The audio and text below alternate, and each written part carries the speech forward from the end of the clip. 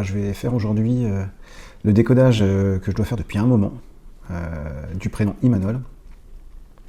Donc je vais faire comme d'habitude, je vais d'abord évoquer les différents symboles, alors pas tous, mais en tout cas ceux qui me viennent, différents symboles associés à chaque lettre du prénom Imanol, et ça va donner certaines caractéristiques que je vais essayer de faire évoluer au fil de la vidéo, à la fois dans la manifestation un peu excessive ou dans la manifestation trop timide en fait de ces caractéristiques.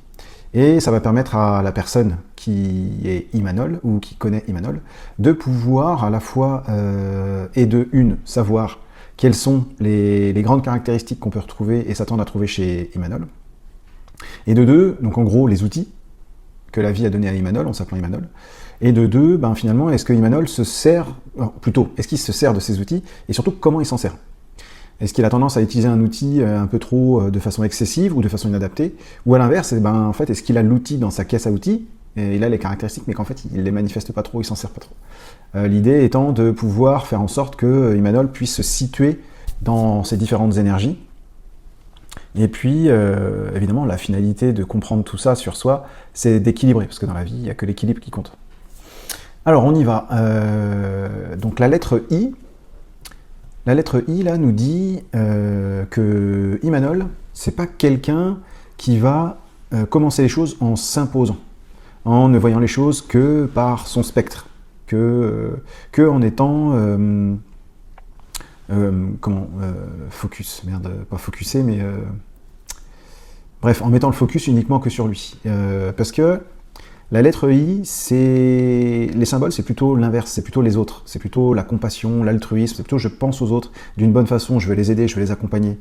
Donc c'est aussi, la lettre I, c'est aussi l'accomplissement, c'est aussi l'achèvement, mais par globalité, par compréhension globale, par vision globale.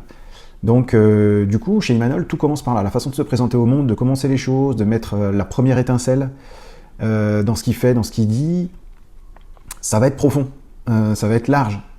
Ça va considérer une vision globale.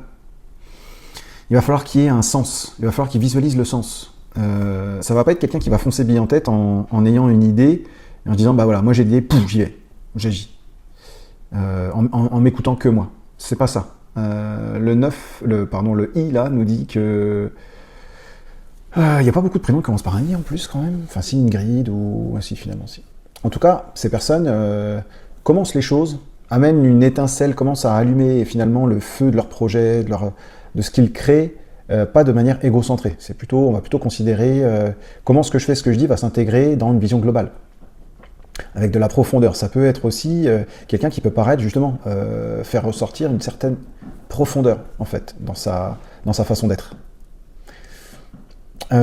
Si c'est trop exprimé, ça va être déséquilibré, dans le sens ça va être beaucoup trop porté sur les autres.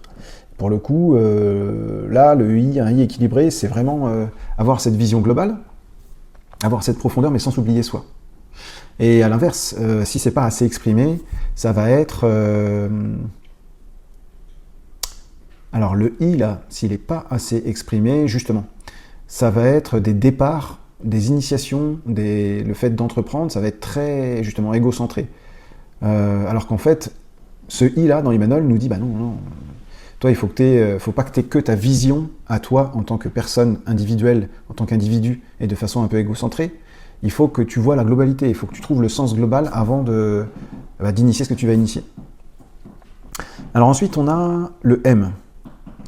Le M, c'est des symboles de cadre, de structure, d'organisation, il y a un côté carré.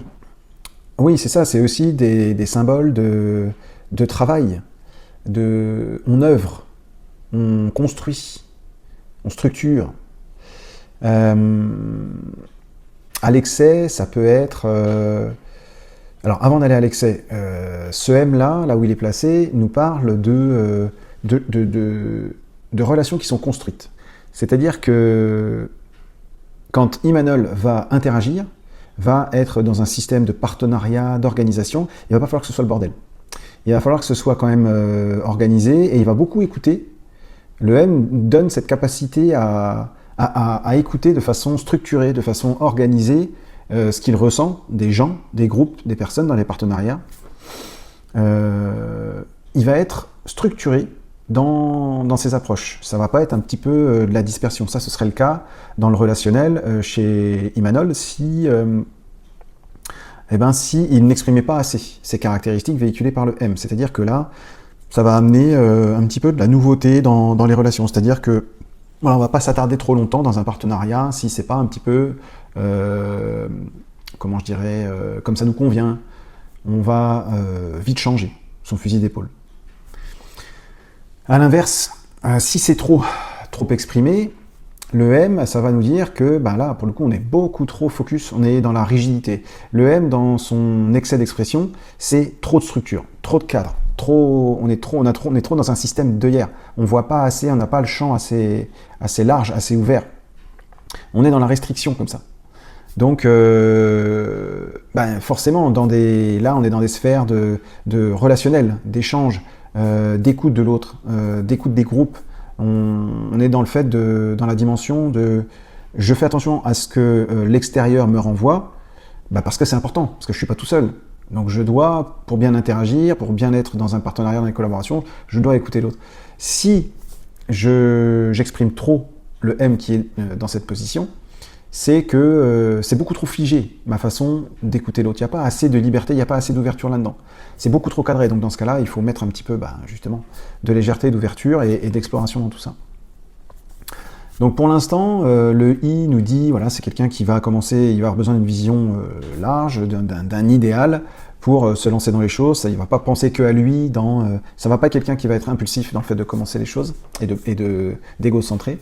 Le M nous dit que ça doit être des échanges. Une fois qu'il se lance, qu'il commence à interagir, il va être un petit peu dans l'écoute, mais ça doit être cadré. Ça doit être structuré, il ne faut pas que ça parte dans tous les sens. Ensuite, on passe au A. Le A, là où il est placé, nous dit que dans sa façon d'exprimer ses idées, ce qu'il a à l'intérieur de lui, Imanol va être très fidèle à ce que lui il pense. Même s'il pense aux autres, qu'il a besoin d'une vision globale, il a besoin de profondeur, il a besoin d'idéaux, comme ça, un peu élevé, un peu noble, un peu bienveillant. Ok, mais quand il va transmettre, quand il va exprimer ce qu'il a à l'intérieur de lui, dans ses pensées, il doit le faire. Le A nous dit, ok, tu dois le faire, tu dois exprimer ta sauce, ta façon de penser, même si c'est pas la bonne en fait. D'ailleurs, il n'y a pas de bonne ou de mauvaise façon. Le but, c'est d'exprimer qui on est, ce qu'on pense, ce qu'on a à l'intérieur. Et le A dans Imanol nous dit ça, nous dit là ça va être important de le faire. Il va surtout pas falloir, justement là c'est un A placé ici sous-exprimé, ce serait j'ose pas parler. Ce serait un petit peu qui je suis pour aller apprendre à quelqu'un ce qu'il doit penser ou ce qu'il doit faire. Ou je vais être timide dans la façon de transmettre les choses, dans la façon d'enseigner, vraiment de donner des informations. Je vais pas oser le faire, je vais pas oser l'exprimer. L'excès de A, placé ici, ça va être... alors là, pour le coup, ça nous ramène à de la rigidité. Donc, si jamais il y a un excès de M et de A, chez Imanol, il sent qu'il y a des sphères dans lesquelles il est trop rigide, c'est trop fermé, il n'arrive pas à faire évoluer, alors que l'extérieur lui dit « Non mais ça va pas, tu dois t'aligner, tu dois changer tes façons de voir, de faire ». S'il sent qu'il est dans cette phase-là, c'est parce que le M et le A sont trop exprimés. Donc dans ce cas-là, il faut y amener du changement, il faut y amener de la nouveauté, il faut aller à l'encontre. Parce qu'effectivement, là, ces deux lettres-là, telles qu'elles sont placées, là, les positions qu'elles ont, nous disent, attention, si c'est excessif, on peut aller vers de la rigidité. Le N. Alors, Imanol, il y a donc 6 lettres. 6 lettres. Donc le cœur du prénom Imanol, ça va être A-N. Ok. Donc là, on en a déjà parlé un peu. Donc ce qui va être important pour Imanol, c'est surtout bien d'exprimer ce qu'il a à l'intérieur de lui. Ça, on l'a vu, c'est là. Le N nous dit, où il est placé là, nous dit que justement, en fait, dans des situations qui nécessitent un cadre, une structure, une fondation, quelque chose de solide, d'établi, de construit, il ne faut pas que Imanol se perde dans, justement, trop cadre, trop de structure. Il faut qu'il sache amener de l'évolutivité. Je ne sais pas si ça existe ce mot, mais... de la flexibilité, de l'adaptabilité. C'est ce que le N nous dit. Là. Le N, c'est l'outil qui va permettre de... Le N, c'est l'ouverture à la nouveauté, l'ouverture vers l'inconnu. Le N dit, moi, j'ai pas peur de la nouveauté. Au contraire, ça m'attire presque... Si j'utilise bien mes ressources en tant que N, je peux me nourrir de la nouveauté. Ça m'intéresse, ça me permet d'avoir de la créativité, de créer des nouvelles choses. Ça me rend un petit peu explorateur, ça me rend curieux, je me pose des questions. J'ouvre. Le N, c'est ça, c'est l'ouverture. Mais le N aussi, c'est aussi des symboles de retournement. C'est-à-dire que je dois amener du mouvement par... je peux amener du mouvement par la remise en question. Hein, retourner, c'est... Ok, c'est une face, paf, l'inverse. Donc, retourner les choses, c'est pas forcément être malveillant. Hein. Ça peut témoigner finalement une sorte d'authenticité dans l'expression de soi. C'est-à-dire, j'amène le mouvement, mais je suis pas figé, quoi. Et je peux être quand même, voilà, avec bienveillance, mais clair sur mes appuis de retournement, quoi. Je peux retourner les choses avec bienveillance, mais par contre, je vais le faire. En tout cas, ce N-là dit, voilà, il faut amener de la nouveauté, il faut accepter ces choses, faut pas rester figé. Alors je dirais que le cœur du prénom, AN, ça nous dit ça chez Imanol. Ça nous dit que ce qui est important, c'est vraiment bien transmettre ce que j'ai à l'intérieur de moi, et surtout que ce ne soit pas figé. Si je sens que c'est figé, que j'ai du mal à changer de posture intérieurement, à changer d'avis, à remettre en question mes propres convictions, ou que c'est trop posé comme ça, alors je dois faire ce qu'il faut pour aller titiller ça, pour aller déstabiliser, pour voir un petit peu les thèses inverses, les avis contradictoires, essayer de les analyser un peu pour voir si finalement il n'y a pas quelque chose à en tirer quand même en fait. Et l'idée étant de faire évoluer les choses à l'intérieur de soi et aussi à l'extérieur, pas que ça reste figé. Voilà, ensuite on a le O en 5e position, c'est ça ? Alors ce O, il nous amène des caractéristiques de, encore une fois, on est dans de la bienveillance là, on est dans de la, mais aussi dans de la responsabilité à œuvrer, enfin c'est la même chose d'ailleurs, de la responsabilité à arrondir les angles dans les relations, c'est-à-dire à faire en sorte d'éviter les conflits, essayer de trouver la façon de régler l'affaire, la façon de dire les choses pour que un conflit soit déverrouillé, mais avec bienveillance, avec justesse, qui est cette sorte d'harmonie dans les relations qu'on a entre soi et les gens proches dans notre entourage. Parce que finalement, le O, c'est l'harmonie dans les relations familiales. Mais quand on dit relation familiale, c'est à la fois sa vraie famille, mais c'est aussi la famille de cœur. La famille de cœur, ça peut être des amis, des collègues, des gens qu'on garde dans notre cercle proche.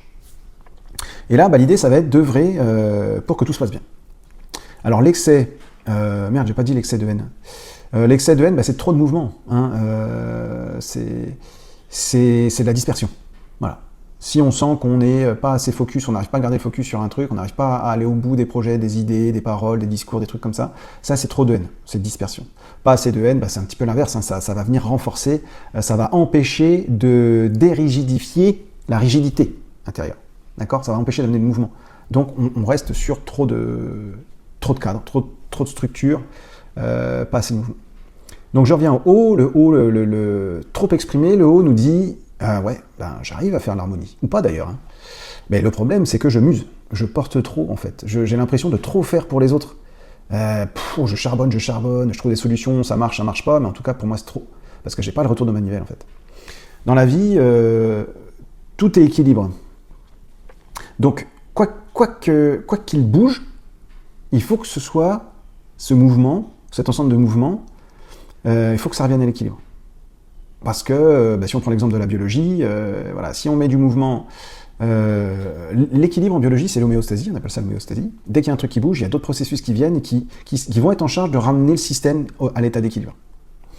Mais si le système bouge et qu'il n'y a pas de mécanisme de rétrocontrôle, on va dire, pour le ramener à l'état d'équilibre, un nouvel état d'équilibre va être créé. Mais pas à l'équilibre. Il va être créé là. Et ça, en biologie, ça porte un nom, c'est un état allostatique. C'est l'allostasie. C'est un nouvel état d'équilibre, mais qui n'est pas neutre. Il n'est pas là, il est là. Et ça fonctionne comme ça. Et ça, pour le coup, c'est typiquement dans la sphère stress mental, intérieur. De toute façon, c'est souvent intérieur quand même s'il y a des manifestations physiques extérieures. C'est notamment un chercheur qui s'appelle Bruce McEwen, qui avait beaucoup travaillé là-dessus. Je crois même que c'est lui qui a développé le concept d'allostasie, en lien avec la charge allostatique, en lien avec la charge de stress qui va nous placer dans ce nouvel état allostatique qui va nous maintenir là. Et là, pour le coup, ça, c'est clairement établi dans la littérature scientifique. C'est un facteur de risque énorme pour des pathologies comme la dépression, l'anxiété, tout ce qui va toucher à des sphères en lien avec le stress. Bon, là, je m'égare, je reviens à mes moutons un peu, mais l'idée, c'est que tout soit remis à l'équilibre. Donc, si je reviens au haut, le déséquilibre, trop de soins aux autres, je m'use. Voilà, je me fatigue et je suis crevé physiquement, mentalement. Je donne trop pour les autres. Évidemment, l'inverse, c'est si j'exprime pas assez le haut, c'est un peu, on pourrait dire, c'est un peu, ok, là, il y a un problème, il y a des conflits, trucs comme ça, entre les gens, peut-être moi je suis dedans aussi, ben, moi je reste sur ma position, je m'implique pas, quoi. Je vais pas œuvrer à rétablir le problème. Les gars, réglez le problème entre vous, et quand c'est réglé, quand vous avez réussi à trouver une solution, venez me chercher, et là j'arrive, parce qu'en fait, moi, ayant un O, moi, j'ai besoin de vivre des relations harmonieuses. Donc, faites le job, ensuite vous m'appelez. Ce serait un peu ça, le manque de O. Dernière lettre, le N, parce que ça va commencer à être long la vidéo là. Le L, pardon.